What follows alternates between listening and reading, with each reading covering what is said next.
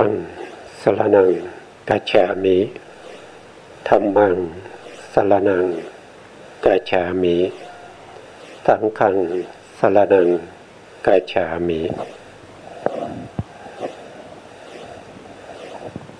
กราบนมัสการพระมหาเถระพระสังฆาธิการพระเถรานุเถระสวัสดีท่านผู้ฟังและผู้ชมทุกท่านที่ติดตามในรายการศึกษาพระสัทธรรมเพื่อการพ้นทุกข์ครั้งนี้เป็นครั้งที่หนึ่งนะครับเราเริ่มพระสูตรที่สองในทีฆนิกายพระสูตรที่สองก็จะชื่อว่าสามัญญผลละสูตร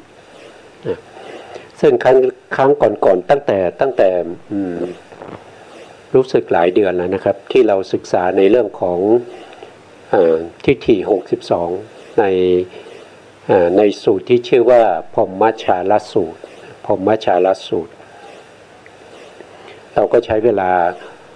พอประมาณนะครับหลายเดือนอยู่เพราะว่ารายการนี้ก็จะมีเฉพาะวันอาทิตย์นะเฉพาะวันอาทิตย์วันเดียวเท่านั้นวันละประมาณ1 ชั่วโมงเพราะนั้นก็จะใช้เวลายาวหน่อยซึ่งสูตรที่สองที่เรานำเสนอก็คือสามัญญผลละสูตรซึ่งเป็นเรื่องของพระเจ้าอาชาติศัตรูท่านหลังจากที่ท่านได้ปลงพระชนพระบิดาแล้วเนี่ยท่านก็อยู่ไม่เป็นสุขนะครับนอนก็ไม่หลับนอนเมื่อไหร่ก็คิดถึงแต่เรื่องเก่าๆคิดถึงแต่เรื่องของ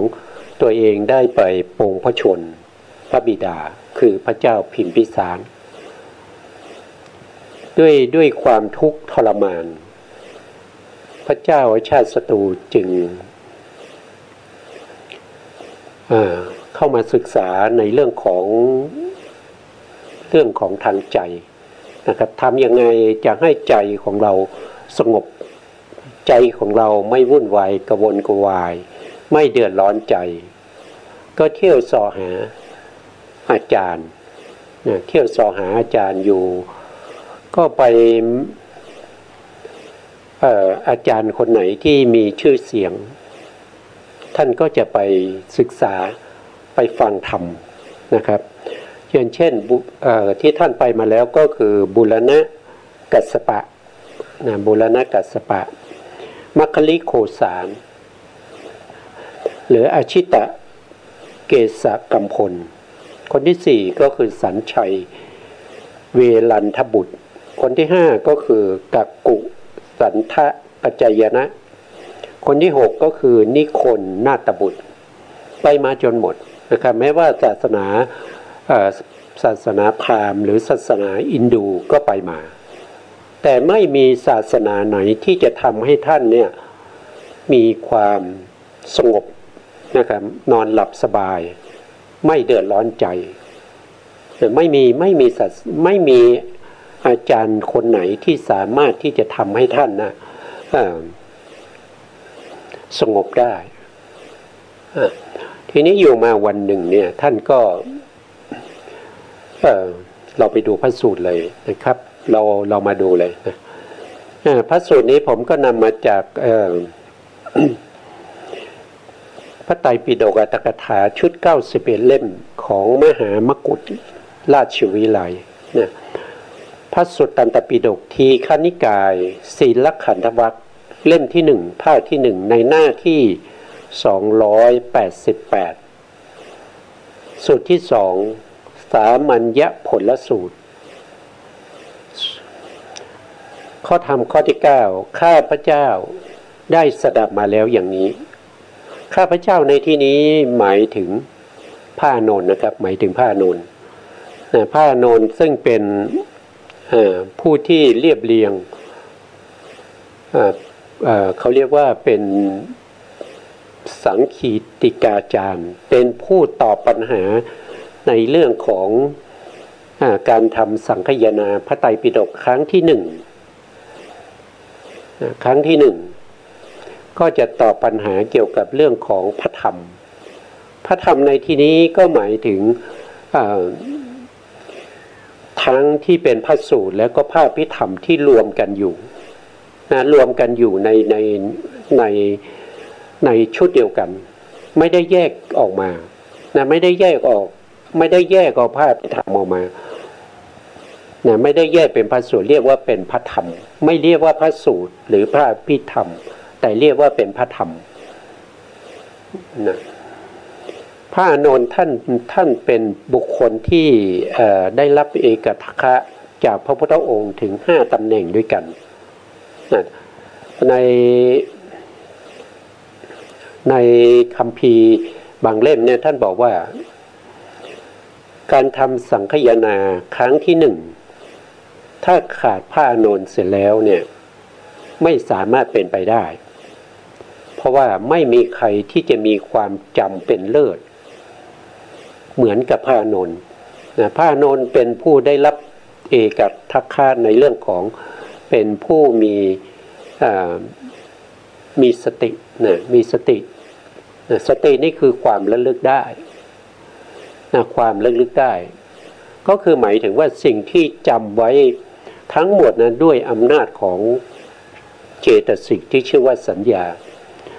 แต่ตัวที่จะไปดึงเอาข้อมูลทั้งหมดที่จำไว้ในจิตตสันดานออกมาใช้ประโยชน์ให้ได้มากที่สุดนั่นก็คือตัวสตินะตัวสติเป็นตัวที่มีกำลังในการที่จะนำเอาข้อมูลเหล่านั้นขึ้นมาใช้สติคือความไม่หลงลืมนะครับเพราะฉะนั้นพระธรรมทั้งหมดที่เราศึกษากันอยู่ในพระไตรปิฎกเนี่ยก็คือด้วยความจำของพระอานนท์การที่พระอานนท์ได้กล่าวว่าข้าพเจ้าได้สดับมาแล้วอย่างนี้ก็คือท่านก็ปฏิเสธทันทีว่าพระสูตรนี้ที่ชื่อว่าสามัญญผลสูตรเนี่ยไม่ใช่พระสูตรที่ท่านแต่งขึ้นมาแต่เป็นพระสูตรที่ท่านจำเอาข้อความทั้งหมดนี้มาจากพระสัมมาสัมพุทธเจ้าที่จำมาทั้งหมดแล้วที่จำมาทั้งหมดนี้ไม่ใช่ว่าอยู่ๆพระอานนท์ตอบคำถามแล้วก็บันทึกเป็นพระไตรปิฎกไม่ใช่นะครับการทำสังคายนาเนี่ยมีประธานคือท่านมหากัสสปะผู้เลิศในเรื่องของธุดงควัตรเป็นประธานในการทำประธานก็มีหน้าที่ในการที่จะสอบถามพระสูตรแต่ละสูตรพระธรรมแต่ละข้อว่าพระพุทธองค์แสดงที่ไหนแสดงแก่ใครแสดงยังไงแสดงเนื้อหาเป็นอย่างไรก็จะถามถ้าเป็นพระวินัยนี้ก็จะเกี่ยวกับเรื่องของศีลเรื่องของข้อประพฤติต่างๆนี้ผู้ที่จะตอบคำถามนี้ก็ได้แก่พระอุบาลีพระอุบาลีเป็นผู้เชี่ยวชาญในเรื่องของพระวินัยนะครับได้รับเอตทัคคะจากพระพุทธองค์ว่าเป็นผู้เลิศกว่าภิกษุทั้งหลายในเรื่องของพระวินัยนะเพราะการทำสังคายนาครั้งแรกหลังจากที่พระพุทธองค์ปรินิพพานไปแล้ว3 เดือนนั้นพระสารีบุตรพระโมคคัลลานะแล้วก็พระสงฆ์ที่เขาเรียกว่าเป็นผู้ที่มีความรู้ความเข้าใจนะครับก็ได้ปรินิพพานไปแล้วอย่างเช่นพระสารีบุตรเนี่ยท่านปรินิพพานไปก่อนพระพุทธองค์จะปรินิพพานนะพระสารีบุตรพระโมคคัลลานะนี่ท่านปรินิพพานไปก่อนนะแล้วก็พระพุทธเจ้าต่อมาอีก3 เดือนหลังจากที่พระสารีบุตรพระโมคคัลลานะท่านปรินิพพานไปแล้วพระพุทธเจ้าก็จะปรินิพพานหลังจากนั้น3 เดือนก็ปรินิพพานที่กุสินาราและต่อจากนั้น3 เดือนก็มีการทำสังคายนาพระไตรปิฎก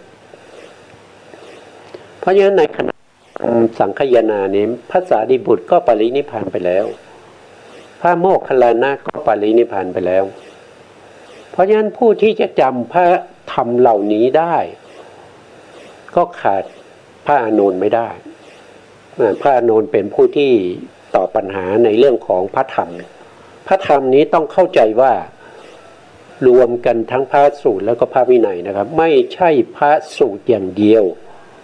นะให้เข้าใจว่าไม่ใช่พระสูตรอย่างเดียวถ้าเป็นพระสูตรอย่างเดียวก็จะบอกว่าเป็นพระสูตร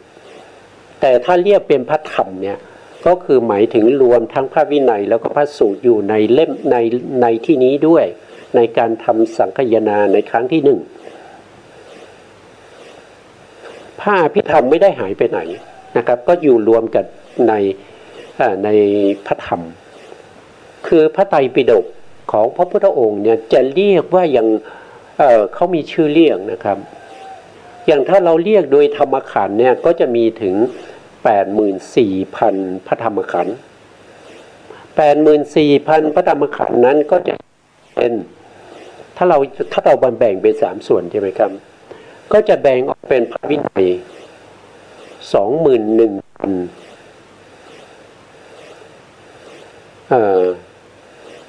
20,000 พระธรรมขันธ์พระวินัยมี 21,000 พระธรรมขันธ์แล้วก็พระสูตรก็มี 21,000 พระธรรมขันธ์ส่วนพระอภิธรรมนั้นมี 42,000 พระธรรมขันธ์รวมกันก็จะเป็น 84,000 พระธรรมขันธ์นะถ้าเราตัดพระอภิธรรมออกไปเนี่ยคำสอนของพระพุทธเจ้าก็ไม่ถึง 84,000 พระธรรมขันธ์มีแค่พระธรรมขันธ์เท่านั้นเองนะจะเรียกเป็นขันธ์ 84,000 พระธรรมขันธ์ถ้าจะเรียกหนึ่งก็ได้เหมือนกันคือพระธรรมทั้งหมดไม่ว่าจะเป็นพระวินัยพระสูตรพระอภิธรรมก็มีรสอย่างเดียวกันนั่นเขาเรียกว่าเป็นวิมุตติรสเพราะนี้พระธรรมทั้งหมดเลย 84,000 พระธรรมขันธ์สรุปลงก็จะเหลืออยู่หนึ่งเท่านั้นนั่นคือวิมุตติไม่ว่าข้อไหนก็ตามสรุปแล้วคือวิมุตติรสคือรสแห่งการหลุดพ้นรสแห่งพระนิพพานรสแห่งมรรคผลนิพพานนั่นเองทุกข้อนำไปสู่มรรคผลนิพพานได้ทั้งหมดเลยอันนี้ว่าคำสั่งสอนของพระพุทธองค์สรุปลงในวิมุตติรสคือข้อเดียวเท่านั้นแต่ถ้าจะสองก็ได้ก็เรียกว่าพระวินัยกับธรรมหรือเรียกธรรมก็มีพระธรรมพระวินัยแต่ถ้าเรียกสามก็เรียกได้ว่าปิฎกสามในปิฎกสามมีอะไรก็มีพระวินัยปิฎกพระสุตตันตปิฎกพระอภิธรรมปิฎกอย่างเนี้ยแต่ถ้าก็ได้เหมือนกันนะครับก็เรียกว่านิกาย5นิกาย5ก็ได้แก่ทีฆนิกายที่เรากำลังศึกษาอยู่นะทีฆนิกายมัชฌิมนิกายสังยุตตรนิกายอังคุตตรนิกายและคูตกานิกายมีอยู่ทั้งนิกายด้วยกันแต่ไม่เรียกไม่เรียก5ก็ให้เรียก9นี่ถ้าเป็นเขาเรียกว่าเป็นองค์9ณวัฏสัตตุสัตว์มีองค์9องค์9คือได้แก่1คือสุตตะเคยยะเวยากาลนะคาถาภูทานอิติวุตกะชาดกภูตธรรมเวธรรมละนะครับก็จะเป็น9อย่างเนี่ยพระธรรมก็จะมีลักษณะอย่างนี้นะถ้าใครปฏิเสธพระอภิธรรมนั่นก็แสดงว่าพระธรรมของพระพุทธเจ้าหายไปครึ่งหนึ่งนะครับมีอยู่แค่ครึ่งเดียวมีแค่ 42,000 เท่านั้นเพราะพระสูตรกับพระวินัยรวมกันได้ 12,000 นั่นแสดงว่าไม่เอาคำสอนของพระพุทธเจ้าก็คือตัดออกถ้าใครตัดออกหรือเพิ่มเติมในคำสอนของพระพุทธองค์ก็คือสัมมาสัมพุทธเจ้าพ พระสัมมาสัมพุทธเจ้าทรงแสดงไว้ก็บอกว่าไม่ได้แสดงนะครับเป็นคัมภีร์แต่งขึ้นมาภายหลังถามว่าคัมภีร์แต่งขึ้นมาภายหลังใครเป็นผู้แต่งก็ตอบไม่ได้ไม่สามารถจะหาหลักฐานมาโชว์ได้ว่าใครเป็นผู้แต่งนะแต่งเมื่อไหร่ก็ไม่รู้นะครับไม่สามารถที่จะตอบปัญหานี้ได้นะผู้ที่เก่าตู่คำสอนของพระสัมมาสัมพุทธเจ้านะก็คืออาริยุปวาทคือกล่าวตู่คำสอนของพระอริยเจ้าเบื้องหน้าก็คือสัตว์นรกนะครับก็คือสัตว์นรกอันนี้ผมไม่ได้พูดเองนะมีในพระสูตรนะครับท่านเนี่ยถ้าไปดูได้ในมัชฌิมนิกายนะในมัชฌิมนิกายก็มีกล่าวไว้นะครับในมัชฌิมนิกายนะท่านก็ไปศึกษาดูนะครับเป็นนิกายที่สองนะครับก็ไปศึกษาดูไปศึกษาแล้วท่านจะเข้าใจเองนะครับเพราะว่ามีอยู่แล้วแต่พวกเราไม่ค่อยสนใจในการที่จะศึกษาจึงไม่พบข้อความเหล่านี้นะครับพระพุทธองค์ตรัสว่าถ้ากล่าวตู่พระอริยะเนี่ยไม่ได้คือพระอริยสงฆ์เนี่ยนะกล่าวตู่ท่านเนี่ยท่านได้ทำก็บอกว่าไม่ได้ทำท่านไม่ได้ทำก็บอกว่าทำเนี่ยอย่างนี้ก็คือมุ่งหน้าสู่สันนรกนี่ก็เป็นที่มาเพราะฉะนั้นพระอานนท์ในเวลาที่จะตอบคำถามเนี่ยท่านไม่ได้ตอบเลยนะท่านก็บอกว่าข้าพระองค์ได้ข้าพระเจ้าได้สดับมาอย่างนี้ท่านปฏิเสธว่าคำเหล่านี้ไม่ใช่ของท่านแต่เป็นของพระสัมมาสัมพุทธเจ้าท่านสดับมาอย่างไงนะครับเราก็มาดูเนี่ยในพระสูตรเนี่ยท่านก็บอกว่าสมัยหนึ่งพระผู้มีพระภาคเจ้าประทับอยู่ณสวนอัมพวันของหมอชีวกของหมอชีวกโกมาลพัฒน์กรุงราชคฤห์เนี่ยท่านปฏิเสธเลยว่าอันนี้ไม่ใช่คำพูดหรือคำสอนของท่านแต่เป็นคำสอนของพระสัมมาสัมพุทธเจ้าท่านได้ฟังมาอย่างนี้นะท่านบอกเลยนะเพราะฉะนั้นการแสดงอย่างนี้นะเป็นการแสดงที่ถูกต้องนะครับไม่ใช่ว่าพอถามก็ตอบไปเลยว่าอันนี้เป็นคำที่ข้าพเจ้านึกคิดเองนะข้าพเจ้านึกคิดเองไม่มีใครบอกข้าพเจ้าสามารถรู้ได้เองอย่างเงี้ยมันไม่ถูกนะครับนะเข้าใจพร้อมด้วยภิกษุนะเราก็มาศึกษาต่อนะครับพร้อมด้วยภิกษุสงฆ์หมู่ใหญ่ประมาณ 1,250 รูป 1,250 รูปเองถ้าเห็นตรงนี้เราก็นึกถึงสมัยที่พระพุทธองค์สมัยปฐมโพธิการนะครับปฐมโพธิการก็คือสมัยที่พระพุทธองค์ทรงตรัสรู้ใหม่ๆนะมีพระภิกษุสงฆ์มาประชุมกันโดยมิได้รับนัดหมาย1,250 รูปพระพุทธองค์ก็แสดงโอวาทปาติโมกข์ในวันนั้นนะครับวันนั้นเป็นวันอุโบสถขึ้น15 ค่ำเป็นวันครบ4 เดือนฤดู ดอกโกมุตบานนะครับในราตรีนั้นนะพระจันทร์เต็มดวงคือตรงนี้ผมจะ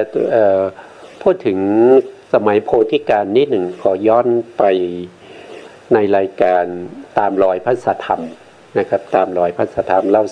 ตามรอยพระสัทธรรมเนี่ยเราจะศึกษาพระธรรมคำสั่งสอนของพระพุทธองค์ตั้งแต่ตรัสรู้ใหม่ๆนะครับว่าพระพุทธองค์แสดงธรรมอะไรที่ไหนเมื่อไหร่อย่างไรตั้งแต่เริ่มตรัสรู้ไปจนถึงปรินิพพานเนี่ยมีพระธรรมอะไรบ้างแสดงแก่ใครเมื่อไหร่อย่างไรเนื้อหาเป็นอย่างไรอันนั้นคือรายการตามรอยพระสัทธรรมนะสมัยที่พระพุทธองค์ตรัสรู้ใหม่ๆ หลังจากตรัสรู้แล้วพระพุทธองค์ก็เสวยวิมุตติสุขอยู่ที่บริเวณใกล้ๆกับต้นสีมหาโพธิ์ใช้เวลาถึง49 วัน7 สัปดาห์ด้วยกันนะจนในที่สุดเนี่ยพรหมนะสหบดีพรหมเนี่ยท่านก็ได้มาอาราธนาพระพุทธองค์ให้แสดงธรรมนะเมื่อพระพุทธองค์รับปากแล้วพระพุทธองค์ก็ไปแสดงธรรมแก่พระปัญจวัคคีย์ทั้ง5ก่อนแล้วหลังจากพระปัญจวัคคีย์ทั้ง5ได้บวชได้ดวงตาเห็นธรรมแล้วก็บวชแล้วก็ได้เป็นพระอรหันต์แล้วแล้วก็จำพรรษาอยู่ที่ป่าอิสิปตมะมฤคทายวันเป็นพรรษาที่1ที่พระพุทธองค์แล้วก็พระปัญจวัคคีย์จำพรรษาอยู่ณที่นั้นตลอด3 เดือนหลังจากออกพรรษาเนี่ยพระพุทธองค์ก็เสด็จไปที่แม่น้ำขยานะครับแล้วก็ไปโปรดชนิน3 พี่น้องพอชนิน3 พี่น้องเนี่ยมีบริวารเป็นพันนะมีบริวารเป็นพันเมื่อชนิน3 พี่น้องเนี่ยได้ดวงตาเห็นธรรมก็ขอบวชแล้วพระพุทธองค์ก็แสดงอทิตตปริญญายสูตรให้แก่ชนิน3 พี่น้องและบริวารอีก 1,000 หลังจากนั้นก็พระพุทธองค์ก็พาภิกษุเหล่านี้นะครับไปที่กรุงราชคฤห์กรุงราชคฤห์ไปโปรดพระเจ้าพิมพิสารแล้วก็ไปจำ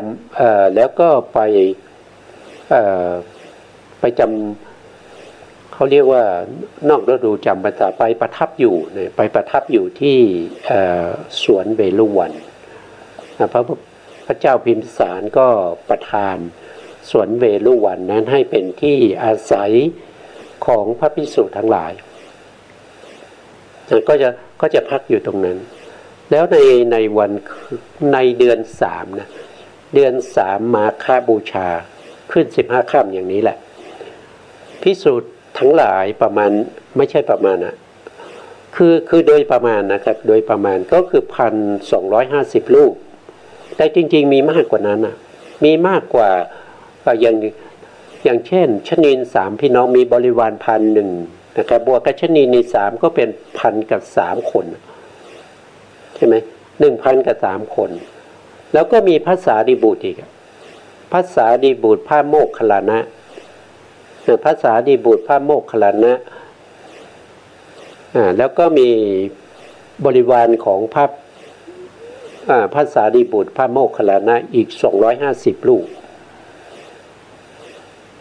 รวมกันก็มากกว่านี้แต่ท่านเอาตัวเลขที่กลมๆก็คือ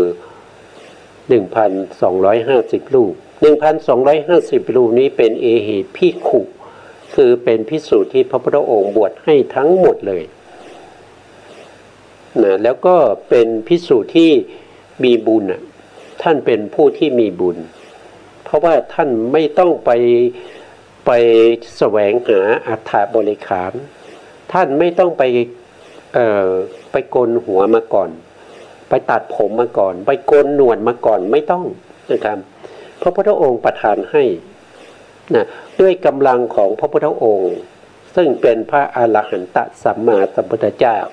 กับด้วยบุญบารมีของพระภิกษุเหล่านั้นที่เคยทำการเอื้อเฟื้อในเรื่องของอัฏฐบริขารทั้งหมดในสมัยพระพุทธเจ้าองค์ก่อนๆโน้นนะครับท่านเคยทำบุญเรื่องนี้มามากมายแล้วพอมาถึงพระพุทธเจ้าโคตมะท่านก็ไม่ต้องไปหาอัฏฐบริขารเพียงแต่พระพุทธเจ้าตัดคำว่าเธอจงเป็นภิกษุมาเถิดอัฏฐบริขารนี่นะครับผมเผ้าทั้งหลายนะครับนวดก็ถูกตัดแล้วก็โกนแล้วก็ห่มผ้าเหมือนภิกษุที่บวชมา100 ปีนะครับแล้วก็ภิกษุเหล่านี้เป็นภิกษุที่มีข้อประพฤติข้อปฏิบัติที่เรียบร้อยสมกับเป็นพระภิกษุเป็นมหาเถระ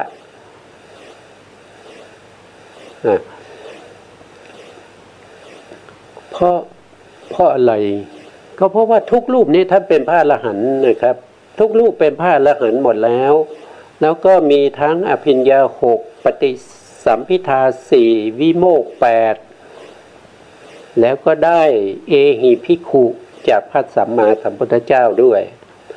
เพราะฉะนั้นภิกษุเหล่านี้จะไม่มีการทำผิดศีล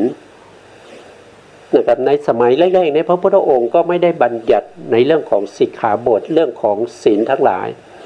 นะพระพุทธองค์ก็จะเป็นผู้ที่แสดงโอวาทปาติโมกข์ให้แก่ภิกษุเหล่านี้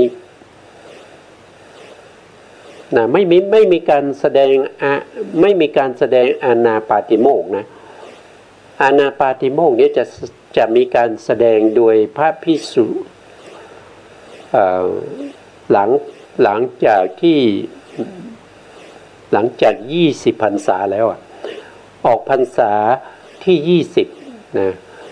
พอพรรษาที่21เนี่ยพระพุทธองค์อนุญาตให้ภิกษุทั้งหลายแสดงปาติโมกข์นะก็แสดงปาติโมกข์ก็เหมือนกับปัจจุบันนี้นะปัจจุบันนี้ก็มีการแสดงปาติโมกข์นั่นก็คืออานาปาติโมกข์ไม่ใช่โอวาทปาติโมกข์โอวาทปาติโมกข์พระพุทธองค์แสดงแต่เพียงผู้เดียว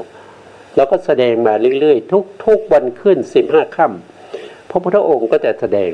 ภิกษุก็จะมาพร้อมกันนะครับเพราะฉะนั้นในตรงนี้เนี่ยท่านไม่ได้พูดถึงนะครับท่านไม่ได้พูดถึงแต่ท่านระบุว่าวันนี้เป็นวันอุโบสถขึ้น15 ค่ำนั่นก็แสดงว่าพระพุทธองค์แสดงโอวาทปาติโมกข์แก่ภิกษุที่ตามเสด็จพระพุทธองค์ 1,250 รูปอันนี้คือท่านเอาตัวเลขกลมๆนะอาจจะมีมากกว่านี้หรือว่าอาจจะมีน้อยกว่านี้แต่ไม่คือเอาเฉพาะที่มันสรุปได้ง่ายๆนะครับคือท่านพระอานนท์จำมาอย่างนี้อันนี้ก็เป็นที่พระอานนท์ท่านได้เป็นผู้ที่จำมานะเราก็มาดูต่อนะครับครบในลาตรีนะครับในลาตรีนั้นนะพระจันทร์เต็มดวงนะครับพระเจ้าแผ่นดินมคธชื่อว่าชาติสโตเวเทหิบุตรพระเจ้าชาติสโตเวทีบุตรแวดล้อมด้วยราชอามาตย์นะแวดล้อมด้วยอมาตย์นะครับประทับอยู่ณปราสาทชั้นบนขณะนั้นเท้าเธอทรงเปล่งอุทานว่าข้าแต่ท่านผู้เจริญทั้งหลายลาตรีมีพระจันทร์แจ่มกระจ่างน่าลื่มลมหนอลาตรีนี้มีพระจันทร์แจ่มกระจ่างช่างงามจริงหนอลาตรีนี้มีพระจันทร์แจ่มกระจ่างน่าชื่นชมจริงหนอลาตรีมีพระจันทร์แจ่มกระจ่างหน้าเบิกบานจริงหนออันนี้ก็ท่านได้พรรณนานะครับในเข้าลักษณะจริงหนอวันนี้เราควรจะไปหาสมณะหรือพราหมณ์ผู้ใดดีที่มีจิตที่จิตของเรา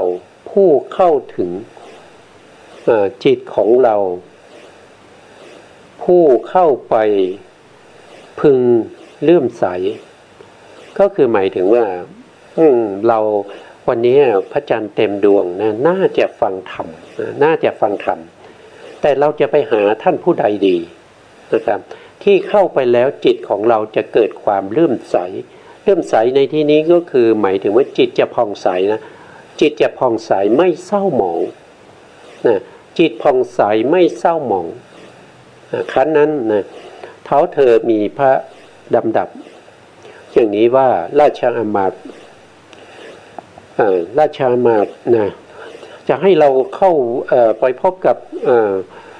ท่านผู้ใดดีนะครับที่จะทำให้จิตของเราเนี่ยสงบแล้วก็มีศรัทธาเลื่อมใสอามาตย์ผู้หนึ่งก็ตอบว่าเรา พระองค์น่าจะเข้าไปหาท่านบูรณกัสสปะนะบูรณกัสสปะเนี่ยท่านเป็นเจ้าคณะนะเป็นคณาจารย์เป็นผู้มีชื่อเสียงมีเกียรติยศนะเป็นเจ้าลัทธิมีชนยกย่องและนับถือกันมากเป็นคนเก่าแก่นะครับบวชมานานมีอายุล่วงการผ่านวัยมาโดยดับนะขอพระองค์จงเสด็จไปพบกับบูรณกัสสปะเถิดพระเจ้าข้านะ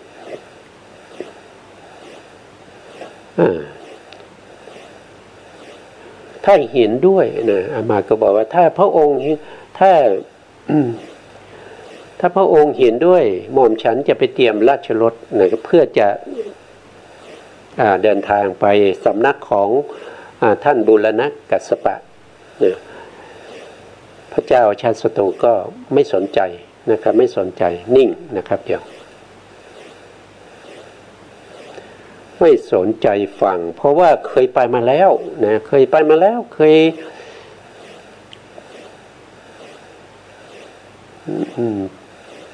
อะไรเนี่ยนะเคยไปมาแล้วเนี่ยท่านบูรณกัสสปะเนี่ยไม่ได้ทำให้เราเกิดความเลื่อมใสเลยแล้วคำสอนของท่านนะเป็นลักษณะไม่มีเหตุไม่มีผลนะครับท่านก็พูดอย่างนั้นนะครับแล้วก็อามาตย์คนต่อไปนะครับก็เสนออามาตย์คนต่อไปก็เสนอให้พระเจ้าชาติศัตรูเนี่ยเข้าไปหามัคคิลิโคสาร มัคคิลิโคสารนะครับท่านก็บอกว่ามัคคิลิโคสารเนี่ยเป็นเจ้าหมู่เจ้าคณะก็คือเป็นหัวหน้าหรือว่าเป็นเจ้าลัทธินะเป็นอาจารย์นะเป็นอาจารย์ผู้มีชื่อเสียงมีเกียรติมีเกียรติยศนะมีชื่อเสียงได้รับการยกย่องจากประชาชนมากมายนะครับแล้วก็เป็นผู้เก่าแก่บวชมานานมีอายุล่วงวัยผ่านการมามากมายแล้วขอพระองค์จงเข้าไปหาท่านมัคคิลิโคสารเถิดพระเจ้าชาติศัตรูก็เคยไปมาแล้วเนี่ยแล้วก็ไม่มีคำสอนที่ทำให้เราได้เกิดศรัทธาเลยยิ่งจะทำให้เรากักกุ้มนะครับแล้วก็มีความรู้สึกที่ไม่ดีนะครับ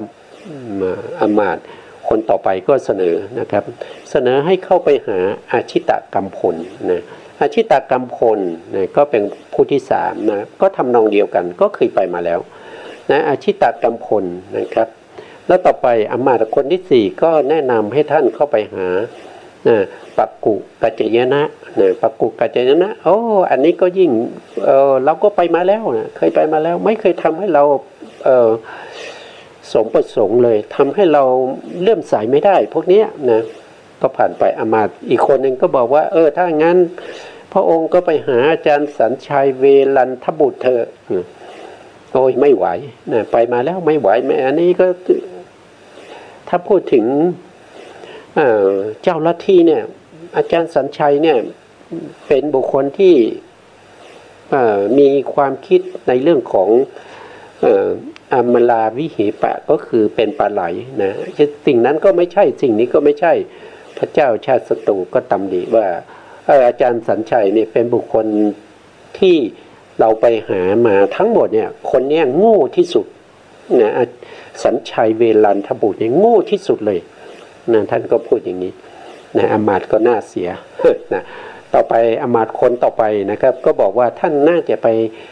พระองค์น่าจะไปหานิคนาถบุตรนะนิคนาถบุตรเป็นเจ้าหมู่เจ้าคณะเป็นอาจารย์ใหญ่เป็นผู้มีชื่อเสียงเป็นเจ้าลัทธินะครับเป็นมีประชาชนเนี่ยนับถือมากมายนะครับเป็นคนแก่คนเก่าบวชมานานมีอายุผ่านวัยมาตามลำดับพระองค์น่าจะไปหานิคนาถบุตรนะนิคนาถบุตรก็เป็นคนที่เคยท้าแข่งเขาเรียกว่าประลองฤทธิ์กับพระพุทธเจ้านะครับจนทำให้พระพุทธองค์ในพรรษาที่7เนี่ยพระพุทธองค์ได้แสดงยมกะปาฏิหาริย์นะครับแล้วก็ไปจำพรรษาอยู่ที่สวรรค์ชั้นที่2ก็คือดาวดึงส์หรือตาวติงสา นะครับนี่คนนาถบุตรนี้หลังในวันที่แสดงฤทธิ์เขาก็โดดเอาหม้อนะครับเอาหม้อของลูกศิษย์ลูกหาของท่านนั่นแหละนะผูกที่คอแล้วก็กระโดดลงไปในน้ำนะครับเพราะว่าไม่รู้จะเอาหน้าไปไว้ที่ไหนนะครับก็ตายไปนะครับก็ไปอยู่ในนรกนะครับตามหลักฐานเนี่ยไปอยู่ในนรกนะนี่คนนาถบุตรเนี่ยนะปัจจุบันนี้นะครับอันนี้ทั้งหมด6ท่านด้วยกันนะครับพระเจ้าอาชาติศัตรูก็ไม่พึงประสงค์แม้แต่คนเดียวในที่นั้นก็จะมีหมอชีวกนะหมอชีวกก็จะอยู่ตรงนั้นด้วยนะหมอชีวกะโกมารพัฒน์เนี่ยก็อยู่ตรงนั้นนะพระเจ้าชาติศัตรูก็ถามว่าหมอชีวกว่ายังไงนะครับหมอชีวกผู้สหายของเราเนี่ยว่ายังไงเราควรจะไปหาใครนะที่จะทำให้เราเนี่ยมีความเลื่อมใสนะครับแล้วก็ทำให้เราสบายใจนอนหลับได้ไม่ต้องตื่นมากลางดึกแล้วก็นอนไม่ดับนะครับก็มาดูว่าหมอชีวกจะแนะนำว่ายังไงนะหมอชีวกก็กลับทูลว่าข้าแต่พระองค์ผู้เป็นสมมุติเทพนะพระผู้มีพระภาคเจ้าอรหันตสัมมาสัมพุทธเจ้าประทับอยู่ณสวนอัมพวันของข้าพเจ้านะพร้อมด้วยภิกษุสงฆ์หมู่ใหญ่ประมาณ 1,250 รูปนะพระเกียรติศักดิ์อันงามของพระผู้มีพระภาคเราไว้แค่นี้ก่อนนะครับเราไปดูเรื่องของอาจารย์ทั้ง6ก่อนนี่ก็อาจารย์ทั้ง6นะครับที่เราได้พูดมาเมื่อคู่นะ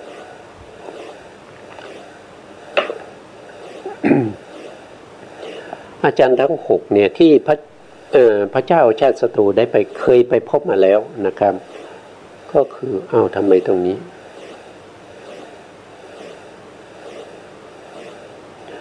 ตรงนี้ท่านบางทีมันพิมพ์มาแล้วก็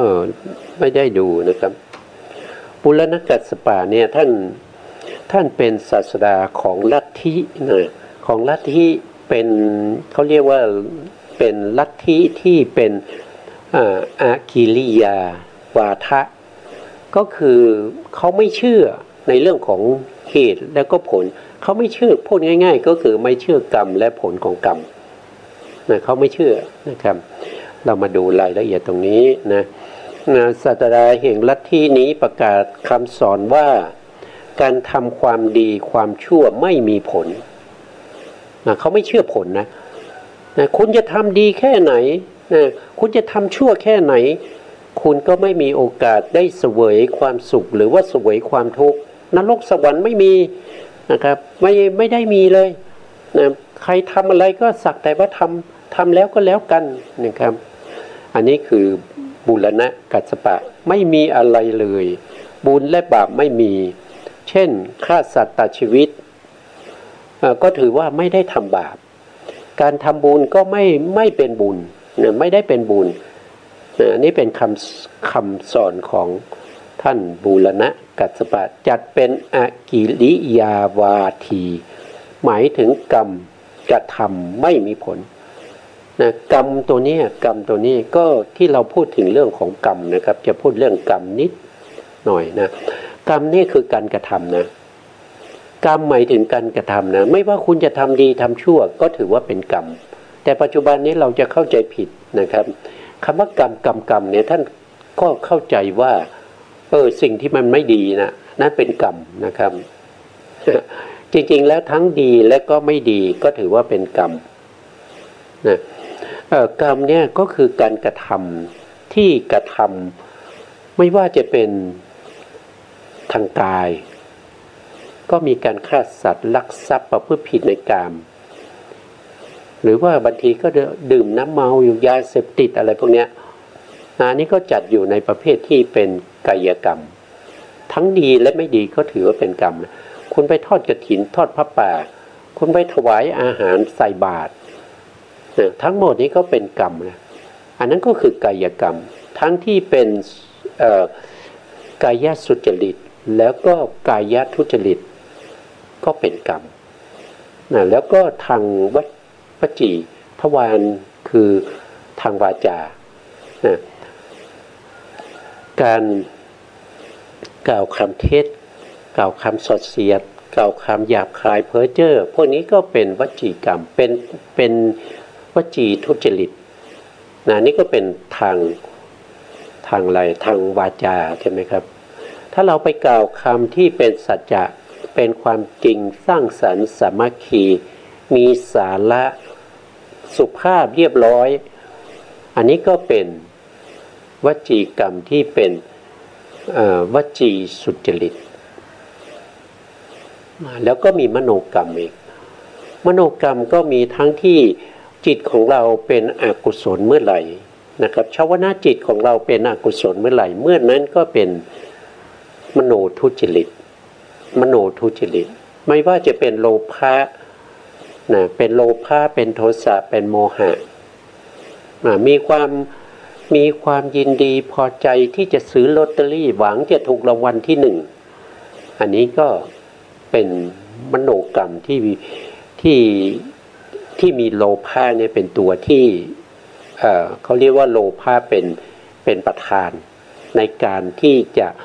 ทำให้เรามาทางวาจาว่าไปค้าลอตเตอรี่พ่อค้าลอตเตอรี่หยุดก่อนผมจะซื้อรางวัลที่1อันนี้เป็นวจีทุจริตมาจากไหนก็มาจากมโนกรรมนะนึกคิดอยากจะได้ถูกรางวัลอันนี้เรียกว่าเป็นโลภะนะโลภะเกิดขึ้นในใจอยากจะได้รางวัลอันนี้ก็เป็นทุจริตนะแล้วก็เอามือควักกระเป๋าแล้วก็เอาแบงค์ให้เขารับลอตเตอรี่มาอันนี้ก็เป็นกายกรรมทั้งหมดนี้เป็นทุจริตแต่ถ้าเรานึกคิดว่าเราไม่ได้ทำบุญมานานแล้วพวกนี้ไปใส่บาตรดีมั้งก็เลยหาอุปกรณ์วัสดุต่างๆหาข้าวสารอะไรมาหุงข้าวนะครับหุงข้าวทำอาหารเตรียมตัวไปใส่บาตรอันนี้เป็นสุจริตนะเริ่มมาจากไหนเริ่มมาจากมหากุศลนะตอนที่เรานึกคิดอยากจะใส่บาตรนะตอนที่อยากนั้นน่ะเป็นโลภะก็จริงแต่โลภะนี้เป็นโลภะที่เป็นปัจจัยให้เกิดมหากุศลให้มีมหากุศลได้ทำบุญนะได้ขวนขวายในการที่จัดหาวัสดุอุปกรณ์ต่างๆในการที่จะทำอาหารไปใส่บาตรแล้วก็ไปใส่บาตรอย่างเงี้ยอันนี้ก็เป็นบุญนะบุญกับบาปนี้ก็ไม่เหมือนกันนะไม่เหมือนกันแต่บางคนก็แยกไม่ออกนะแยกไม่ออกนะถ้าแยกไม่ออกแล้วก็ไม่รู้นี่ก็จะต้องไปเป็นลูกศิษย์ของบูรณกัสสปะนะไม่ใช่มีพระสัมมาสัมพุทธเจ้าเป็นศาสดานะครับเพราะว่าศาสนาพุทธเรามีพระสัมมาสัมพุทธเจ้าเป็นศาสดาแล้วก็เป็นศาสนาแห่งปัญญาผู้ที่นับถือพระพุทธเจ้าก็จะต้องมีปัญญาเกิดจากไหนปัญญาก็เกิดจากเริ่มต้นจากการได้ยินได้ฟังมาก่อนนะครับว่าอันนี้คือกุศลอันนี้คืออกุศลถ้าเราไม่ได้ยินได้ฟังเราไม่รู้เราไม่เคยได้ยินได้ฟังมาก่อนเราจะรู้ได้ยังไงถ้าเรารู้เราก็เป็นพระพุทธเจ้าแล้วเรารู้เองนะเป็นสัพพัญญูรู้เองนะคนที่ไม่ได้เป็นพระพุทธเจ้าหรือไม่ได้เป็นพระปัจเจกเนี่ยทุกคนเนี่ยจะต้องได้ยินได้ฟังมาก่อนนะต้องได้ยินได้ฟังมาก่อนทำไมเราจะต้องได้ยินได้ฟังก็เพราะว่าเราคบบุคคลที่เป็นสัตตบุรุษเป็นกัลยาณมิตรที่เขามีความรู้ความเข้าใจเขาสามารถที่จะพูดให้เรา รู้และก็เข้าใจได้เพราะเราคบคนดีเรามีกัลยาณมิตรที่ดีเราจึงได้ฟังธรรมเมื่อเราฟังธรรมแล้วเราก็เกิดความเลื่อมใสรู้ว่าอันนี้คือกุศลอันนี้คืออกุศลเมื่อเรารู้เราก็สามารถที่จะทำสิ่งที่ถูกต้องแล้วก็เว้นจากสิ่งที่ไม่ถูกต้องได้เพราะเราเป็นอะไรเราเป็นสาวกนะเราต้องตั้งตนว่าเราเป็นสาวกเพราะเราไม่ได้เป็นพระพุทธเจ้าเราไม่ได้เป็นพระปัจเจกนะแม้กระทั่งพระอริยะนะครับตั้งแต่อะไรตั้งแต่พระปัญจวัคคีย์ทั้งห้าอัคคสาวกทั้งสองสิติมหาสาวก80แล้วก็พระอริยบุคคล4คู่8บุรุษ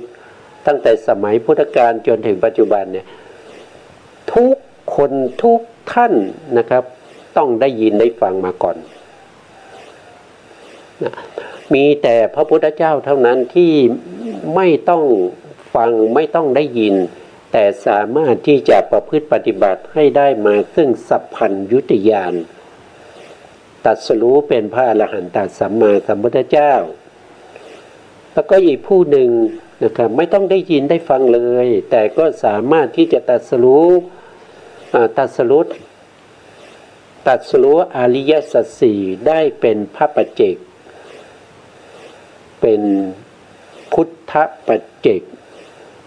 ไม่ได้เป็นสัมมานะไม่ได้เป็นสัมมาสัมพุทธะแต่เป็นพุทธปัจเจกคือไม่ได้มีสัพพัญญูเหมือนกับพระสัมมาสัมพุทธเจ้าท่านไม่สามารถที่จะนำเอาคำสอน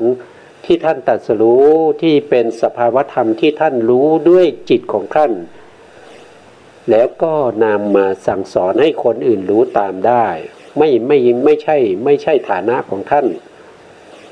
นั่นก็คือพระปัจเจกรู้เองตรัสรู้เองไม่ต้องฟังธรรมจากใครไม่ต้องมีพระพุทธเจ้าแต่พระปัจเจกเนี่ยจะเกิดขึ้นได้ต้องเป็นนอกอะไรก็คือหมายถึงว่านอกศาสนาพุทธก็คือหมายถึงว่าช่วงไหนที่ยังมีคำสอนของพระสัมมาสัมพุทธเจ้ายังคงเหลืออยู่ในโลกนี้ช่วงนั้นจะไม่มีพระปัจเจกไม่มีอย่างปัจจุบันเนี่ยพระธรรมคำสั่งสอนของพระสัมมาสัมพุทธเจ้าโคตมะยังมีอยู่เพราะฉะนั้นพระปัจเจกจะเกิดขึ้นไม่ได้นะพระปัจเจกจะเกิดขึ้นไม่ได้แล้วก็หลังจากหลังจากที่พระศาสนาของพระโคตมะหมดไปเมื่อครบ 5,000 ปีเนี่ยสมัยนั้นมนุษย์เราจะมีอายุกับอยู่ที่50 ปีเพราะฉะนั้นมนุษย์เรามีอายุกับอยู่ที่50 ปีไม่ใช่ฐานะที่จะมีพระปัจเจกเพราะว่ายุคสมัยนั้นจะมีกิเลสมากนะครับพระปัจเจกก็จะอยู่ในช่วงที่มนุษย์เราก็จะเช่นเดียวกันกับพระพุทธเจ้าก็คือช่วงที่มนุษย์เรามีอายุกับอยู่ที่100 ปี100 ปีขึ้นไปจนถึง100,000 ปีจะอยู่ในช่วงนี้แต่ช่วงนี้ต้องไม่มีพระพุทธเจ้านะครับแต่ปัจจุบันนี้เรามีพระพุทธเจ้าคือโคตมะแล้วก็อายุกับของมนุษย์สมัยที่พระพุทธเจ้าโคตมะตรัสรู้นั้นมนุษย์เรามีอายุกับอยู่ที่100 ปีก็มีผู้ที่สามารถที่จะฟังธรรมแล้วก็ตรัสรู้ตามพระพุทธองค์ได้มากมายแต่ปัจจุบันนี้อายุกับของเราน้อยลงนะครับผ่านมา 2,600 ปีแล้ว2,600 ปีอายุกับของเราก็จะเหลืออยู่ที่74เพราะงั้นอายุเฉลี่ยของมนุษย์นะครับในชมพูทวีปนี้ปัจจุบันนี้มีอายุเฉลี่ยอยู่ที่74 ปีเท่านั้นเพราะฉะนั้นคนที่จะตรัสรู้ทำได้ก็ต้องมีบุญอย่างจริงจังนะครับไม่ใช่บุญเล็กๆน้อยๆต้องมีบารมีอย่างมากนะครับเพราะว่าอายุมนุษย์เนี่ยมันต่ำกว่า100 ปีกิเลสจะมากนะครับกิเลสนี่ไม่ได้อำนวยความสะดวกให้ดวงตาเห็นธรรมนะให้มีดวงตาเห็นธรรมนะ กิเลสจะเป็นตัวที่ขัดขวางนะมันไม่ใช่ยุคไม่ใช่สมัยไม่ใช่ฐานะที่มนุษย์เราจะมีดวงตาเห็นธรรมได้ง่ายๆเหมือนกับสมัยพุทธกาลนะสมัยพุทธกาลเนี่ยคือคนมีบุญเยอะแล้วก็อายุกับของมนุษย์ก็ยังมีอยู่ที่100 ปีพระพุทธเจ้าก็ยังมีได้นะแต่พระพุทธเจ้าเนี่ยจะไม่อุบัติเลยนะครับหลังจากที่มนุษย์เรามีอายุกับน้อยกว่า100 ปีแล้วก็พระพุทธเจ้าจะไม่อุบัติเลยเมื่อมนุษย์เรามีอายุกับมากกว่า100,000 ปีอันนี้เป็นอะไรเป็นไปโดยธรรมชาติถ้ามนุษย์มีอายุมากๆก็มองไม่เห็นความเป็นอนิจจังเพราะว่าอายุมันยืนเกินไปอายุมันมากเกินไปมองไม่เห็นความแก่ความเจ็บความตายได้ง่ายๆแต่ถ้ามีอายุกับที่น้อยกว่า100 ปีกิเลสก็จะหนาพอกิเลสหนานี่กิเลสนี่มันเป็นภัยเนี่ยกิเลสนี่เป็นภัยต่อมรรคผลนิพพานเมื่อกิเลสหนากิเลสมากมรรคผลนิพพานก็จะเกิดขึ้นได้ยากแต่ไม่ได้บอกว่าไม่มีพระอริยะนะคือมีได้แต่มีได้ยากมากต้องเป็นบุคคลที่มีบุญบารมีอย่างจริงจังเพราะอายุกับมนุษย์มันเหลือน้อยอายุกับมนุษย์มันเหลือน้อยนี่หมายความว่ากิเลสมากนะมนุษย์เรามีกิเลสมากขึ้นกว่ามนุษย์ในสมัยพุทธกาลจึงเป็นเหตุเป็นปัจจัยให้มนุษย์ในปัจจุบันนี้ได้ดวงตาเห็นธรรมเนี่ยมันเป็นเรื่องยากนะมันเป็นเรื่องยากมากแต่ถ้าผมพูดอย่างนี้ก็ท้อกันหมดไม่มีใครประพฤติปฏิบัติไม่มีใครสนใจเลยในการปฏิบัติใช่ไหมเพราะว่ามันยากจะทำไปทำไมไม่ได้พูดอย่างนั้นนะครับพูดให้ฟังว่ามันลักษณะมันเป็นอย่างนี้แต่ว่าการที่เราประพฤติปฏิบัติในยุคสมัยที่มนุษย์เรามีอายุน้อยอายุกับของเราเนี่ยน้อยกว่า100 ปีเนี่ยถึงแม้ว่าเราจะไม่ได้ดวงตาเห็นธรรมเพราะมันยากแต่บุญบารมีเหล่านี้มันก็จะสะสมไปนะครับแล้วเราจะได้ไปพบกับพระศรีอานอย่างเงี้ยเราก็จะได้ฟังธรรมแล้วก็ตรัสรู้ไม่ต้องมาเดินจงกรมนั่งสมาธิจงกรมนั่งสมาธิให้ปวดแข้งปวดขาปวดเอวปวดหลังงั้นเราฟังธรรมแล้วก็เราก็ตรัสรู้เพราะอะไรเพราะเราได้สร้างบุญบารมีมาแล้วตั้งแต่สมัยพระพุทธเจ้าโคตมะพอมาพระพุทธเจ้าพระศรีอานพระศรีอริยเมตไตรเราก็ฟังธรรมแล้วก็ได้ดวงตาเห็นธรรมอย่างเงี้ยก็สร้างบุญบารมีไปเพราะว่าผู้ที่ได้ตรัสรู้ธรรมในสมัยพระพุทธเจ้าโคตมะนี้ก็สร้างบุญบารมีมาตั้งแต่พระพุทธเจ้าองค์ก่อนๆไม่ว่าจะเป็นพระพุทธเจ้ากักกุสันโธพระพุทธเจ้าโกนาคัมมนะพระพุทธเจ้ากัสสปะนะครับหรือว่าจะเป็นพระพุทธเจ้าสิกขีวิปัสสีเวสสภูในอดีตแต่ผู้ที่จะเป็นเอกทัคคะนะครับเป็นอสิติมหาสาวกเนี่ยท่านสร้างบารมีมาเป็นแสนกับนะตั้งแต่สมัยพระพุทธเจ้าปทุมมุตตละอย่างเงี้ยถ้าใครเป็นอัครสาวกอย่างเช่นพระสารีบุตรพระโมคคัลลานะก็สร้างบุญบารมีมามากกว่านั้นอีกมากกว่าแสนกับต้อง1 อาสงไขยก็แสนกับเพิ่มเข้าไปอีก1 อาสงไขยตั้งแต่พระพุทธเจ้าอโนมาทัสสีอโนมาทัสสีนับจากตรงนี้ถอยไปก็1 อาสงไขยก็แสนกับนะพระสารีบุตรก็ได้รับพุทธพยากรจากพระวิปัสสีวิปัสสีพระองค์นั้นให้คำพยากรณ์ว่าจะได้เป็นอัครสาวกของพระสัมมาสัมพุทธเจ้าโคตมะอย่างเงี้ยมันก็จะสืบทอดกันไปอย่างเงี้ย ไม่ใช่อยู่ๆไม่มีเหตุไม่มีผลไม่ต้องทำบุญนะครับบุญทำไปแล้วก็ไม่ได้บุญนะอันนี้ก็เป็นอะไรเป็นลัทธิของบุรณกัสสปะนะครับไม่ใช่เป็นของพระสัมมาสัมพุทธเจ้านะครับเพราะฉะนั้นนะวันนี้เวลาเราหมดนะครับเราก็จะพบกันใหม่อีกครั้งหนึ่งก็วันอาทิตย์หน้านะครับวันนี้ต้องลาไปก่อนแล้วนะครับสุดท้ายนี้ขอบพระคุณพระครูสมุทรวิศวัตรวรกิจโจผู้อำนวยการสถานีวิทยุเพื่อการศึกษาพระพุทธศาสนาและวัฒนธรรม FM 104.5 เมกะเฮิรตซ์วัดฝายหินจังหวัดเชียงใหม่และขอบพระคุณพระครูปริยัติยานุศาสตร์ขอบคุณท่านผู้การธนัทเดชะแล้วก็ขอบคุณท่านผู้ฟังผู้ชมทุกท่านที่ติดตามในรายการศึกษาพระสัทธรรมเพื่อการพ้นทุกข์พบกันใหม่ในโอกาสต่อไปครับลาไปก่อนครับสวัสดีครับ